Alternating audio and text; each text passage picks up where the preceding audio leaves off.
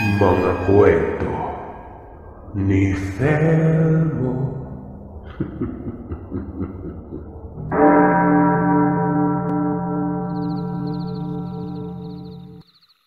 Tawagin niyo na lamang po ako sa pangalang Hulayon. Tanging pagsasaka lamang ang aming hanapbuhay. Tubong upi ako, bandang Cotabato. Pero sa bandang unahan pa isa po akong tribal people na Tiduray tribe. Hindi ako masyadong marunong gumawa ng mga kwento o kumbaga hindi ko alam kung paano ikikwento ito ng maayos, Sir, pero kayo na po ang bahala. Nung bata pa kami ay lagi kaming pinapagalitan ng mga magulang namin. Yung lola namin kung naglalaro kami sa labas nun, lalo na kung pula masyado ang kalangitan. Yung palubog ng araw. Kasi baka makabangga umano kami ng mga nilalang na kung tawagin ay mga engkanto. Marami kasi umanong engkanto sa amin, ayon sa kapatid ni Lolo. Kwento ko lamang, Sir Seth, ang karanasan ng aking papa noong nagkasakit siya. Namaga ang kanyang kaliwang paa. Nung una, maliit pa ito na akala niya isa lang yung tinik na nakuha niya sa pagsasaka niya sa bukirin. Pero nung nagtagal ay naging malala na ito. Natigil pa siya sa pagtatrabaho niya sa bukirin. Nag-aalala na po kami noon. Bukod sa hindi na makapagtrabaho si tatay namin ay buntis pa si mama sa bunso namin ngayon na babae, kaya nagdesisyon si tatay na ipagamot na lamang sa ospital. Pero pagkarating sa ospital, ang sabi ng doktor, wala daw siyang makitang sakit samantalang namamaga na nga ito. Kaya naman binigyan na lamang siya ng reseta at gamot para mainom niya, pero nang makauwi si tatay namin ay nagdesisyon siya na ipatingin niya ang paa niya sa lolo namin, kapatid ni Lolo. Etong kapatid ni Lolo ay kilala bilang isang tanyag at kilalang babaylan sa amin. Nung bata pa umano siya, paglabas niya sa sinapupunan niya, etong kapatid ni Lolo na tawagin na lamang nating Ernesto, hindi ito umiiyak. Di ba nga ang normal na sanggol kapag bagong labas sa tiyan ng ina? Umiiyak. Pero siya hindi. Hindi din umano siya gumagatas sa kanyang ina na umabot ng 9 na araw at 9 na gabi. Pero pagkatapos ng 9 na yon, gumatas na siya. Nung medyo lumaki-laki naman ito na pwede nang kumain ay hindi rin siya kumain ng 9 na araw at 9 na gabi. Kwento pa nga sa amin ng lolo namin na si Lolo Ernesto, may nagbigay sa kanya ng kakayahan. Galing umano sa tagapaglikha. Maliit na bato, 2. Kulay puti ang isa. Isa naman ay kulay pula na merong halong itim. Nung una, pagtingin niya sa ibon na nagbigay nun, ibon talaga umano yon, pero nakatayo umano ito sa bundok na para bang naaabot nito ang langit at lupa. Dahil doon ito sa pagitan kung saan parang napakababa ng langit.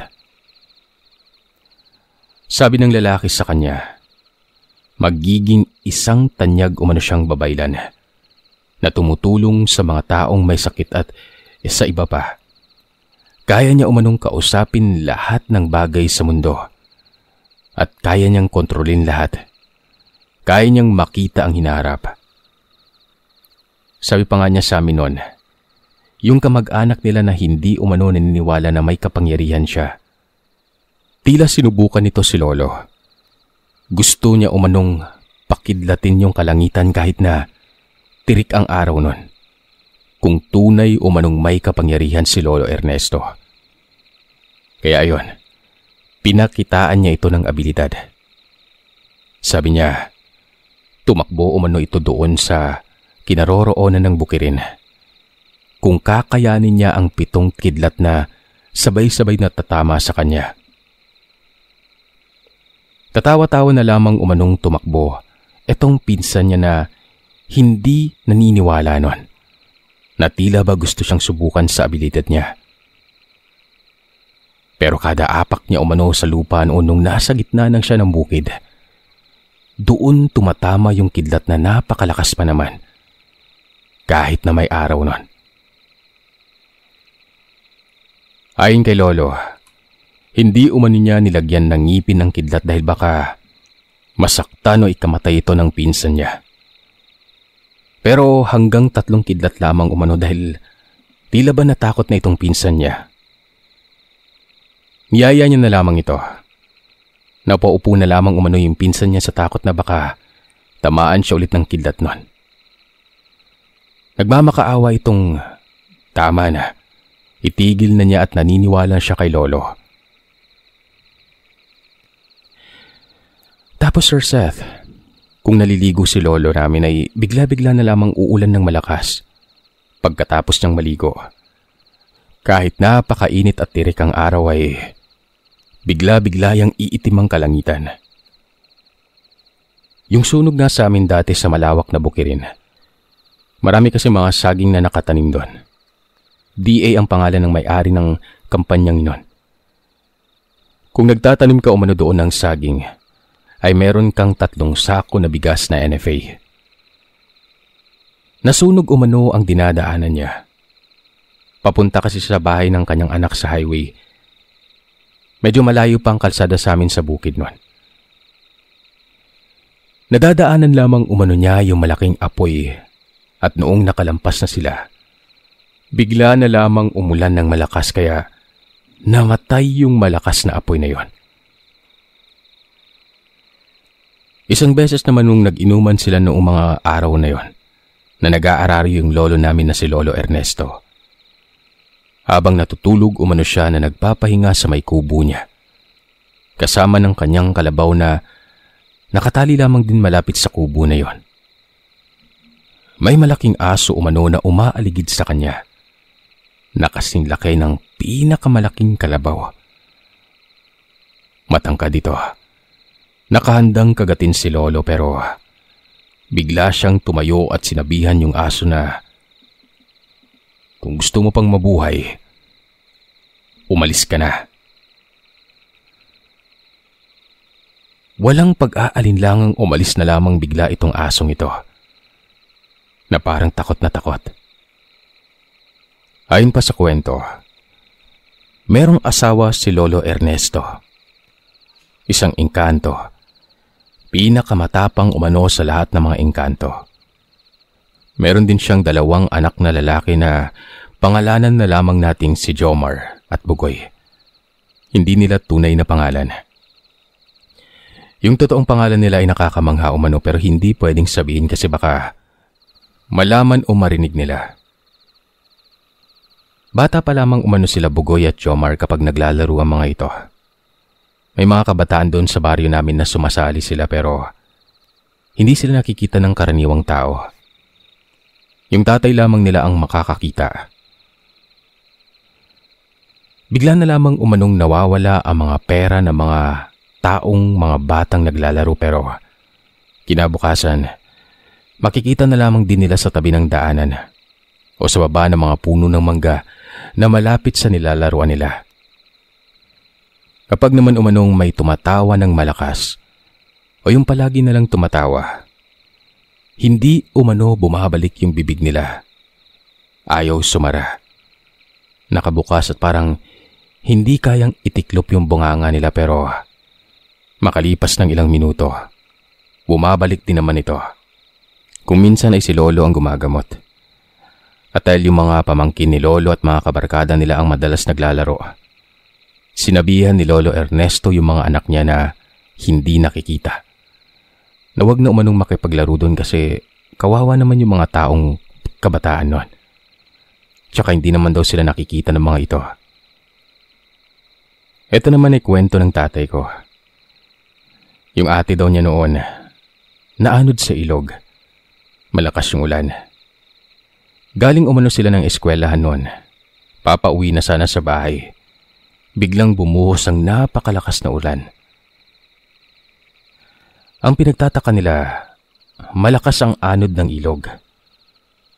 Napakalakas daw yung agos. Samantalang sa kabilang bundok o baryo, walang ulan, mainit. Magkakasama sila papa, mga kapatid niyang lalaki, kasama na yung mga pinsan niya. Ang diskarte daw nila para makatawid ay nag-alsa sila ng mga malalaking bato na tama lang na makarga sila nun. Naghawak kamay sila para daw walang iwanan at hindi sila maanod. Kumbaga, nilagyan nila ng pabigat ng kanilang sarili. Kaya nakatawid sila ng maayos. Yung nga lang talaga, nung tumawid na ang ate nila, doon na siya biglang naiwan, nadulas, gawa ng lalong lumakas yung agos ng tubig. Natangay ito. Siyempre, nagulat at natakot sila tatay at ang mga kapatid niya, pati na rin yung pinsan. Inutusan ni tatay ang dalawa na umuwi ng bahay para ipagsabi na nalulunod nga si ate noon, para matulungan. Sila tatay naman ay bahalang maghabol kung nasaan na ito inanod. Nung nakarating na umano yung mga kapatid ni tatay sa bahay nila, sinabi naman nila kaagad ang nangyari na nalunod nga si ate nila. Nagulat naman yung isa pa nilang kuya at mga magulang nila kaya nataranta na raw sila noon. Tumakbo sila papunta sa ilog kung saan naroroon ang ate nila na naaanod sa baba. Gawa ng pababa kasi ng bundok yun eh. Doon sila dumiretso. Ayon naman kay Lolo Ernesto, hindi pa umano nakakarating ang mga magulang ni tatay, na siyang kuya nga ni Lolo Ernesto yung tatay ni tatay nun. Alam na niya ang nangyari. Pumapanaw kasi yung kaluluwa niya noong mga panahon na yon. Habang natutulog ito ay lumalakbay ang kanyang kaluluwa, na parang siya na rin ang gumagalaw, o kahit na ano pa man yung katawan niya na parang totoo. Dali-daling nagpunta at naglakbay ang kaluluwa ni Lolo Ernesto papunta doon, sa kung saan nalulunod ang tita ko. Kitang-kita niya umano na inaalis na mga engkanto kapag may mga ugat ng puno siyang madadaanan. Pinuputol umano ng engkanto para hindi makahawak o para hindi masagip itong ate ni tatay. May nagkakagusto kasing engkanto dito na para bang gusto siyang kunin nun. Hanggang sa inanod na lamang siya doon. Nahinto lamang sa pagkakaanod si tita nun, nang makarating ito sa malaking balete. Bigla na lamang itong nawala. Itong si Lolo Ernesto, tinanong yung mga nakatirang lamang lupa sa balete na yon. Marami din daw sila doon, magkakapatid. Kung may nakita nga daw ba sila na babae na, yun nga, pamangkin ni Lolo. Pero dahil wala daw sumagot ay hinawakan ni Lolo yung isa sa mga kapatid ng engkanto sa bandang ulo. Ang sabi ni Lolo na kapag hindi nila nailabas itong ate ni tatay, hindi na umano nila makikita itong batang engkantong hawak-hawak ni Lolo nun. Kaya ayun, natakot sila. Inilabas nila si tita nun. Binigay kay Lolo Ernesto. Pero ang ibinigay lamang sa kanya ay ang kaluluwa ni tita. Ang katawan ni tita ay hindi pa nakita nun. Naghanap pa sila ng naghanap hanggang sa makita nila ito sa tabi ng pangpang, nakahiga ng walang kamalay-malay. Akala nila hindi na siya nakaligtas gawa ng hindi na raw siya humihinga. Dinala na kaagad nila ito sa bahay pero pagkalipas ng ilang minuto, nagulat sila nang biglang umubo ito. Napabangon. Meron pang isang kwento ang lola namin. Lola ng tatay namin o mama niya. Ito yung mga panahon na wala pa kami. Meron umanong naghamon sa kanya na makipagdigmaan. Kumbaga makipagpatayan. Yun ay ang mga engkanto. At noong mga panahon na yun ay binata pa ang mga anak ni Lolo Ernesto ng mga engkanto. Pumayag na makipagdigma si Lolo Ernesto sa mga malalaking bundok Mga malalaking kahoy na may malaking umaagos na ilog. Nung nakipagdigmaan si Lolo, ang daloy umano ng tubig ay kulay pula dahil doon sa mga dugo ng mga engkanto na napapatay nila. Kaya simula noon umano nung natalo ng lolo ko yung mga naghamon sa kanya, naging kilala na umano siya ng mga iba pang engkanto. Takot na rin sila kay lolo noon. Wala na gustong lumaban sa kanya. Kahit yung mga malalaking nilalang, takot sa kanya. Nung nag-aaral pa kami kapag nagpapa-enroll kami sa school, humihingi kami ng mga pinsan ko sa kanya ng malakasang diskarte para lapitin din kami ng mga chicks noon. Sinabihan niya kami na kumuha daw kami ng baso sa loob ng bahay nila, lagyan ng tubig. Dapat ay mapuno yung baso kaya ayon, kumuha nga kami. Tapos ay parang may sinasabi lamang siya dun sa tubig na yon. Hinipan lamang niya. Pagkatapos ay ipinainom sa amin. Pagkarating namin sa school namin, aba, gulat na gulat kami. Ibang klase talagang epekto. Malayo pa lamang kami, marami nang nakatingin sa amin ng mga babae. Yung iba kinikilig na para bang may gustong sabihin pero nahihiya lang, pero may isa talagang nakapansin sa akin. Papunta na sana kami noon ng kantin pero may tumawag sa amin noon. Sabi niya, regards lamang daw. Sabi nitong kasama namin. Binanggit niya na yung natitipuhan umano ng kasama nila ay nakabluang damit. Eh ako lang naman yung nakaasul noon. Yan naman nagkakansyawan tuloy yung mga babae. Pati na rin yung mga kasama ko. Nagtatawanan na lang. Kaya nung nag-aaral pa kami, Sir Seth, ay maraming galit sa amin na mga lalaki kung bakit daw sa amin lang yung atensyon ng mga babae. Eh kahit nga babae, pinapadalan pa kami ng mga love letter nun. Siyempre, dahil yun sa kakayahan ng aming lolo Ernesto. Madako na po tayo sa ibang kwento. Baka sabihin mo pang mahangin ako, Sir Seth. Pero hindi po talaga. Naikwento lang namin yung bahagi na yon. Kagaya ng sinabi ko, nasa lahi namin o nasa dugo namin ang pagiging babayla ng manggagamot. Meron pa isang kamag-anak sila lolo noon na nung kabataan nila, matindi din umano. Kayang-kaya niya umanong utusan noon yung mga malalaking itim na ahas. Yung mga makamandag umano.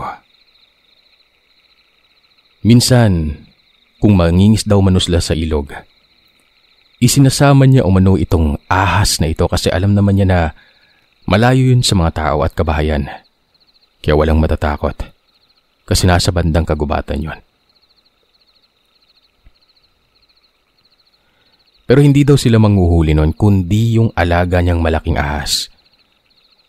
Isang sipol lamang daw nitong kamag-anak ni Lolo Ernesto.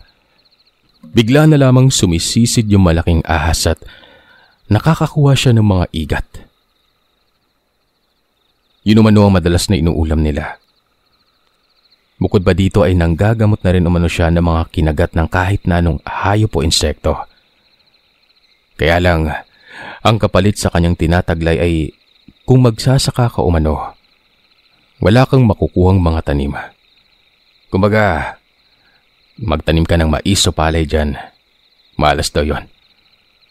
Kasi parang sa ahas na rin umano yung buhay mo. Dati nung nag-aaral pa ako ng high school, etong pinsan ko na ito na kaklase ko, napahanga ako dito sa kakayahan niya. Sa kanya kapag kasi nagsasama kami, ipinapakita niya yung kanyang mga abilidad. Tulad na lamang nung nagsama kami, na biglang may paparating na malakas na ulan. Sabi ko, patay tayo nito. Wala kaming masisilungan nun. Kasi nga nasa gitna kami ng daanan sa may mga bundok at bukirin. Walang kabahay-bahay. Nag-aalala ako nung gawa ng baka mabasa ang mga papel namin sa bag. Tinawanan lamang ako ng pinsan ko na ito. Huwag umano akong mag-alala. Siya umano ang bahala. Pagmasdan ko lamang umano ang gagawin niya. Kitang-kita ko na nung nakaharap siya sa paparating na ulan, may ibinubulong lamang siya na salita pero hindi niya nilakasan, yung tipong hindi ko dinig. Sabay ihip nun, patungo sa kaliwa hanggang 2 beses. Sabi na okay na umano, hindi na umano kami mababasa nun. Pagkalipas ng ilang minuto, pagkatapos niyang gawin yon, nag-iba ang direksyon ng malakas na ulan. Imbis na papunta sa amin, napunta sa ibang lugar, sa kabilang bundok. Kaya yun, hindi kami nabasa. Tinanong ko siya kung ano ang ginawa niya. Ang sabi niya sa akin ay umusal umano siya ng dasal ng Latin, pampapigil ng ulan, o kayang kontrolin ng ulan para mag-iba ng direksyon, para hindi umano kami mabasa nun. Kaya niya rin umanong pigilan ng malaking sunog. Isang palakpak lamang umano niya sa kamay o isang sigaw lang daw. Manghihina na umano ang apoy at unti-unting mamamatay. Dasal na Latin din umano ang gamit niya nun. Ultimong ang sugat. Kaya niyang pigilan sa pagdurugo para hindi masobrahan o maubusan ng dugo ang may mga malalalim at malalaking sugat. At hindi mo mararamdaman ng sakit. Ito naman umano ay nangyari doong dekada 70. Kwento lamang ng lola namin ito. Kukonti pa lamang sila sa baryo namin noon. Sila pa lamang magkakamag-anak noon na 3 bahay. May pumunta na mga kalalakihan sa mga bahay nila na may mga dalang mahabang mga armas. Nakita nila ang mga ito habang papalapit sa kabilang tahanan. Mga 10 umano, tansya nila. Kagad silang nagsipagtakbuhan sa labas gawa ng malapit na ang mga ito sa bahay nila. Uso pa yung giyera noon, nakawan ng mga manok. Minsan pa nga ay nananakit din sila pag may naabutan silang mga kalalakihan.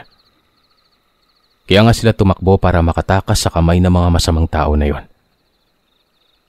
Hindi naka-uniforme ang mga ito kaya alam nilang hindi mga sundalo yon. Nang nakarating daw sila sa may dabuhan, sabi ni Lolo Ernesto na tumapa sila para hindi sila makita. Gawa ng hinahanap na nga sila nun. Hinabol pa ang mga ito kung saan sila nagpunta. Ayon kay Lola, nung titingin-tingin na umano, yung isa sa mga lalaking malapit sa kinaroroonan nila. Nakadapa na sila nun para hindi sila makita sa mga damuhan. Sabi ni Lolo na pabulong, huwag umano silang mag-alala. Siya na umano ang bahala nun. Hindi umano sila makikita. Bigla na lamang umanong nilamon ng hamog ang buong lugar.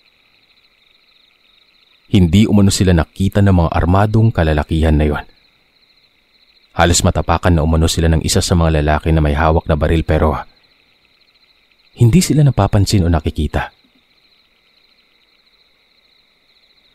Kagagawan umano ni Lolo yon, ni Lolo Ernesto, para proteksyonan sila para hindi sila makita ng mga masamang tao na yon. Nung nagsawa na umano ang mga ito sa kakahanap ay umalis na lamang din sila. Kaya yun, ligtas sila Lola nun sa kamay ng mga armadong kalalakihan. Itong sumunod na kwento naman, lumabas muna tayo sa karanasan ng aking mga angkan. Ito ay kwento ng aking kabarkada na pangalanan na lamang nating Ador. Na naginip umano siya ng isang kalabaw na binibigyan daw po ito ng isang ngipin niya. Nagulat siya nang nagsalita ang kalabaw na ito. Ayon sa kanya, kunin umano nitong si Ator ang ipinagkaloob niyang ipin dahil mabuting tao umano ito. Alagaan niya ito, huwag gamitin sa masama. Magagamit niya umano ito sa araw-araw na gawain para makatulong sa kanyang kapwa. Kinuha umano ng kaibigan ko yun pero nang magising na siya, Gawa ng naiihi na nga siya noon. Pagdilat niya ng mga mata, 4:00 na raw ng madaling araw. Agad siyang bumaba sa bahay nila para umihi sa labas. At nung umihi siya ay may naaninag siya na kulay puti na parang bato, banda sa may kung saang lupa siya umihi nun. Nagtaka siya gawa ng nakapatong ito sa isang bato. Kaya nung tapos na siyang umihi ay kaagad niya itong nalapitan. Laking gulat niya na yung nakita niyang puting yon ay kaparehas na kaparehas ng ngipin ng kalabaw sa may panaginip niya na ibinigay sa kanya ng mismong kalabaw na nagsasalita. Dinampot niya ito. Kinabukasan, inutusan daw siya ng nanay niya na mag-igib ng tubig dahil wala na umano silang maiinom noon. Gawa ng ang kukuhanan pa niya ng tubig ay medyo may kalayuan. Naglakad na ito. Nung nakarating na siya sa may igiban ng tubig na yon, siyempre sumahod siya. Kumuha siya doon sa kuhanan nila. At nung napuno na umano yung lagayan na pinaglagyan niya ng tubig na yon, laking gulat niya dahil sobrang gaan lamang umano sa pakiramdam niya nung binuhat niya yung lagayan na yon. Samantalang kapag dinadala niya naman yon, kukuha pa siya ng buwelo para mabuhat yon. Nang pauwi na siya, mas lalo siyang nagtaka dahil hindi siya nagpapahinga doon sa mga mataas na daanan niya. Samantalang dati kapag nag-iigib siya ng tubig ay 3 beses daw po siyang magpahinga, pero sa oras na yon, tuloy-tuloy lang siya. Napakagaan umano ng binubuhat niya. Hindi man lamang siya pinagpapawisan o hinihingal man lamang, at noong kinapa daw po niya yung bulsa niya, gawa ng nangangati ito, nakita niyang naroroon ang ngipin ng kalabaw sa bulsa na yon. Naghinala na siya na baka yung ipin ng kalabaw ang dahilan kaya siya nagkaroon ng ganong klaseng lakas at hindi nakakaramdam ng pagod. Itong si Ador ay maalam din pagdating sa paghilot, lalo na sa mga nabaling mga kamay at katawan, maging sa paa. Kaya naman magmula noon, tuwing nag-iigib siya, 2 na yung dinadala niyang container na pang-igib nun. Kasi alam niya na kayang-kaya niya. Kaya tulad din daw ng una ay magaan sa pakiramdam. Kahit karga-karga niya yung 2 na yon, wala ding pahipahinga sa daanan. Nagtataka umano yung mga tao kung bakit sobrang lakas nito. Para itong kalabaw na hindi naman nila alam na may tangan-tangan pa lang siyang ngipin ng kalabaw. Kaya lang daw, Sir Seth, kapag sinabihan mo siya na sobrang lakas niya, bigla na lamang hindi niya kakayanin yung dala niya na container o kahit ano pa. Kumaga kahinaan umano nila yon kapag pinuri mo sila. Kapag sinabihan mo naman umano na hindi mo kaya yan, gawa ng mabigat yan, gagaan daw sa kanya yon, kahit ilang sako pa. Kaya pati kami sa lugar namin ay hindi na kami nagtaka kung makita siyang kumakarga ng 1 sako ng mais na siya lamang din mag-isa, para kagahin niya sa sarili niyang katawan. Hindi biro ang bigat ng mais, Sir Seth. Tungkol naman doon sa paghihilot niya, maalam ito sa mga pilay. May isang matanda sa amin na hindi siya naniniwala kung magaling nga ba siyang manghilot ng mga napilayan. Sabi naman ng kaibigan ko na ito, manghuli umano siya ng 1 manok at ibigay sa kanya yung malaking manok. Sumunod ang matanda. Hinuli ng matanda yung manok nila habang kumakain sa kainan ng baboy nila. At nang makuha na niya yung 1 tandang na manok, sabi ng kaibigan ko, balian niya umano ng paanon. Hihilutin umano nito ni Ador. Aayusin niya yung paa para muling makalakad. Umayaw pa yung matanda, gawa ng naaawa daw ito sa kanyang manok. Siya na lamang umano yung babalian kung gusto niyang balian ng 1 paa. Pero sabi ng kaibigan ko, siya na lang umano magpabali sa sarili niya. Kasi baka, alam mo na, magkunwaring binalian siya nito ni Ador pero hindi naman pala, di ba? Sa uli, walang nagawa ang matanda. Binalian nito ang sarili niyang manok sa paa. Pagkabali ay sinabi ng kaibigan ko na bitawan ng manok na yon. Hayaang makatayong mag-isa. Nang patatayuin na umano ng matanda yung manok, hindi kinaya o hindi nagawa ng manok na makatayo dahil nga sa bali nitong paa. Kinuha ito ni Ador. Hinaplos-haplos niya yung binte at may ibinulong na kung anong salita. Hinipa nito. Pagkatapos noon ay binitawan niya yung manok. Saka naman tumakbo yung manok sa takot kaya gulat na gulat yung matanda dahil tuwid na tuwid ang takbo ng manok niya noon. Samantalang kani-kanina lang ay halos hindi makatayo gawa ng bali ang isang paa nito. Magmula din noon ay naniwala na umano yung matanda sa kaibigan ko. Itong kwento naman ay tungkol sa papa ng lola ko nung buhay pa ito.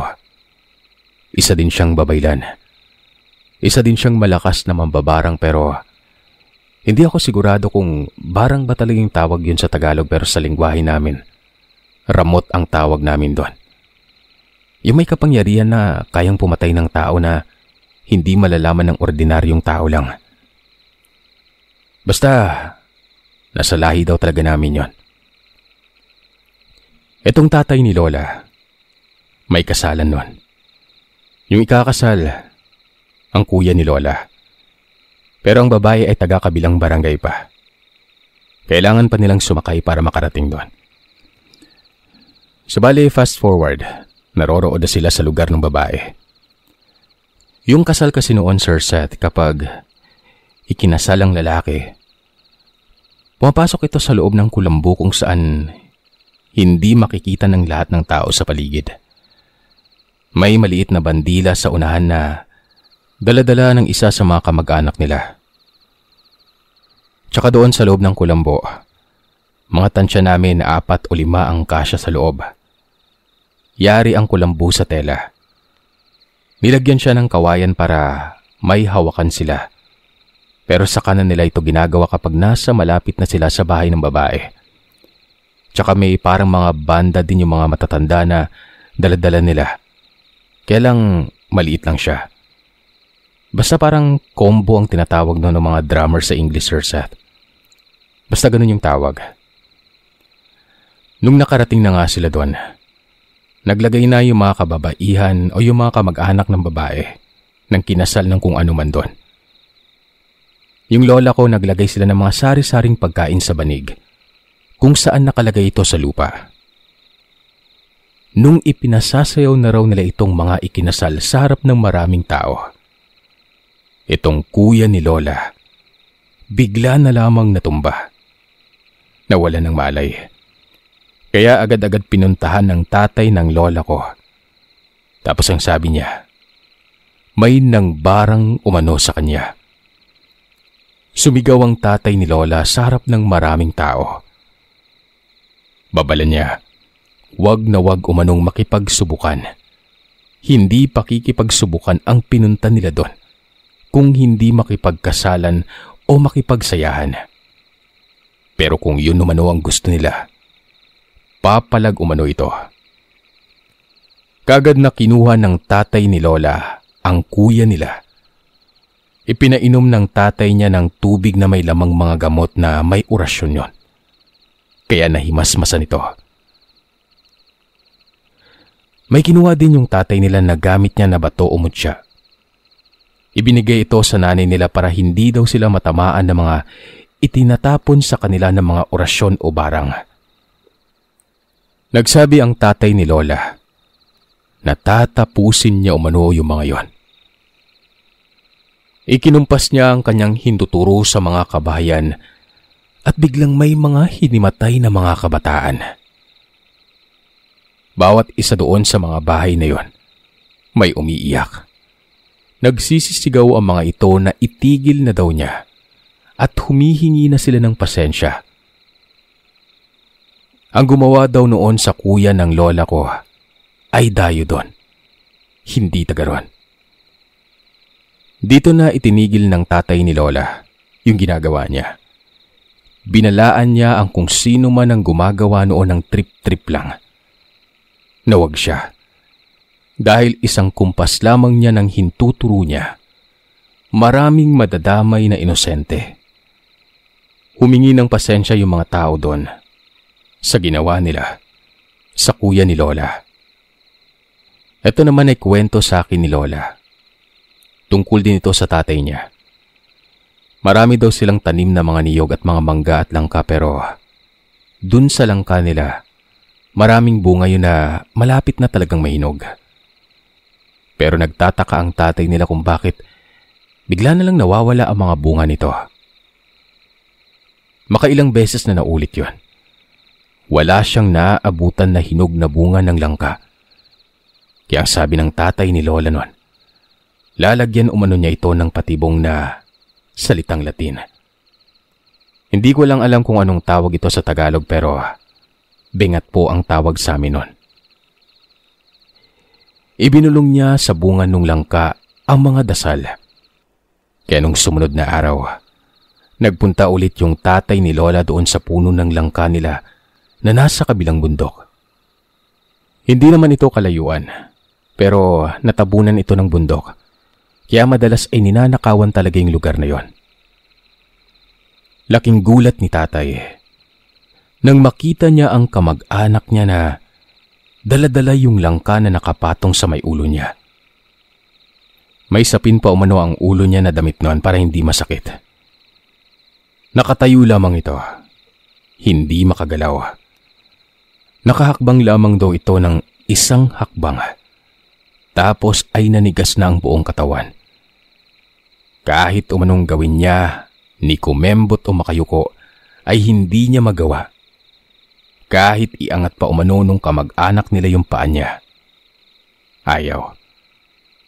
Dahil umano yun sa nilagay ng tatay ni lola na dasal sa langka na yon. Na kung sino man ang magtangkang kumuha ay hindi niya magawang maigalaw ang kanyang buong katawan. Hanggat hindi sinasabi ni tatay na pwede na siyang maglakad o umuwi. Hindi niya umano magagawa yon. Kaya ang sabi ng tatay ni lola, "Pre, ikaw pala yan. Kaya pala nauubos na yung mga bunga ng mga langka ko. Ikaw pala yung kumuha. Pwede ka namang kumuha ng hindi naman ako nagagalit, di ba? Basta magpaalam ka lang. Ang ayaw ko lang yung inaabangan ko na hinog na. Iba na pala yung kumukuha. Pero ano pa bang magagawa ko? Nandyan ka na eh." Nagmakaawa itong kamag-anak nila. Ang sabi nito, alisin na umano siya sa kinatatayuan niya. Hinang-hina at uhaw na umano siya noon. Ilang oras na siyang nakatayo at hindi niya magawang makalakad o makatakbo man lang. Natawa na lamang umano ang tatay ni lola. Ang sabi nito, ibaba mo na yang langka. Kakainin natin yan. Total pinites mo na yan. Doon palang nakagalaw ito. At nang maigalaw niya ang mga paa niya, nagawa na niyang yumuko at umupo. Napatumba ito sa pagod. Yung damit umano na suot-suot niya ay basang-basa na dahil sa pawis kasi bilad siya sa araw doon. Kinain na lamang nilang dalawa ito. Pinagsabihan siya ni tatay, ni lola, na sa susunod ay magpaalam ito para hindi na maulit sa kanya ang nangyaring hindi pagalaw. Humingi ng tawad itong kamag-anak niya at nangakong hindi na mauulit pa. Putol-putol man ang mga kwento na ito, Sir Seth, ay mga kwento lamang ito ng mga lolo, lola at mga kanununuan ko. Maraming salamat pa rin kung sakaling mabasa mo. Magandang gabi sa lahat.